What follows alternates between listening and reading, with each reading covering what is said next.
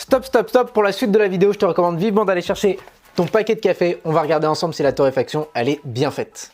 Bienvenue, je m'appelle Quentin, je suis passionné de café et aujourd'hui je vous partage 5 clés visuelles pour vérifier la qualité de votre torréfaction ou du café en grains que vous venez d'acheter. La torréfaction, c'est la cuisson du café et pour moi, une torréfaction réussie, c'est une torréfaction qui permet de mettre en avant les qualités gustatives du grain sans mettre en avant des arômes de cuisson. Par exemple, un gâteau, quand il est cramé, eh bien, il a le goût de brûlé et quand il n'est pas assez cuit, eh bien, la texture n'est pas bonne. Eh bien, pour le café, c'est la même chose. On ne veut pas des goûts de cuisson. Des défauts de torréfaction, on en observe de 3 types. Le premier type sont des défauts qui vont être liés à une surcuisson. On va ressentir en tasse des arômes de cuisson, de grillé, de fumé. Le deuxième type de défaut, ça va être l'inverse, des défauts liés à la sous-cuisson, à un café qui n'est pas suffisamment cuit. On va avoir des arômes de végétal. Et le troisième type de cuisson, eh bien, c'est les deux mélangés. À la fois, on a des arômes de grillé et à la fois des arômes de végétal. Première clé visuelle, on va vérifier la couleur globale du café. Une couleur claire va être synonyme d'une cuisson plutôt légère et une couleur foncée va être synonyme d'une cuisson plutôt importante. L'idéal, c'est d'être ni dans le trop clair ni dans le trop foncé. Une torréfaction médium me semble plus appropriée, mais attention, on peut très bien s'amuser à torréfier un peu plus foncé ou un petit peu plus clair en fonction de ce qu'on recherche. Sauf si c'est un blend, c'est-à-dire un mélange de différentes origines ou de variétés. Un café pure origine, on cherchera à avoir une torréfaction uniforme. Vous pouvez vérifier donc dans votre café si la couleur est homogène. Je parle bien pour un café de pures origines d'une même variété.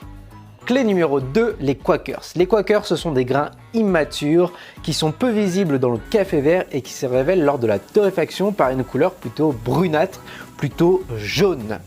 Un Quakers, il a une plus faible densité que le reste des grains et donc il va cuire beaucoup plus rapidement. Ce qui signifie qu'en tasse, on va avoir quelque chose de grillé, de fumé. Si vous trouvez un Quakers, vous pouvez le prendre et goûter. Normalement, vous allez retrouver ces arômes de grillé, de fumé. N'hésitez pas à goûter le grain de café. Ça se mange très bien. Alors, je ne vous conseille pas d'en manger 20, mais de temps en temps, vous pouvez goûter. Et comme ça, on sent aussi des choses directement en mangeant le grain de café. Si votre torréfacteur a bien fait son travail, il a retiré les Quakers une fois que la torréfaction a été terminée. Il y a d'autres défauts du café vert, alors je ne vais pas tout développer ici, je vais juste vous les mentionner. Il y a les oreilles d'éléphant où il y a aussi des grains cassés, les grains cassés qui vont cuire plus rapidement que le reste de la torréfaction. En revanche, il faudra faire attention, c'est pas parce que vous retrouvez des grains de café cassés dans la torréfaction, dans votre paquet de café, qu'il a été forcément moins bien cuit.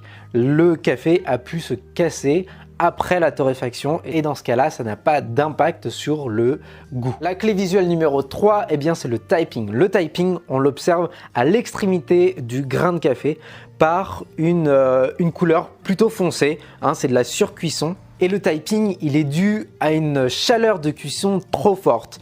Lorsque le grain est en train de cuire, eh bien l'eau va s'évaporer et si la chaleur autour du grain est trop forte, eh bien l'humidité n'a pas le temps d'aller sur l'extrémité du grain et donc l'extrémité du grain va cuire plus rapidement que le reste du grain. N'hésitez pas à regarder dans votre paquet de café si vous retrouvez ce genre de défaut dans votre paquet de café.